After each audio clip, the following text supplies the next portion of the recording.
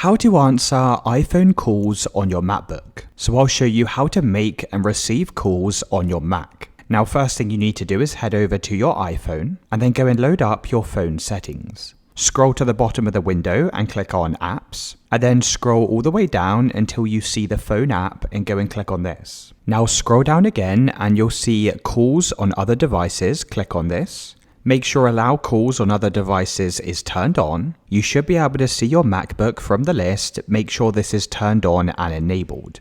Now, if you don't see your MacBook here, you need to make sure you're signed into the same Apple account on both your iPhone and also your Mac computer. Now, once you've done this, let's head over to our Mac. You can then click on the Launchpad at the bottom of the page. Now go and search for the word phone and open up the phone app. Once you have the phone app open, click on Phone at the top of the page and click on Settings. Now here you'll see Apple account. Make sure this is the same Apple account you're signed into on your iPhone. You can then click on Calls.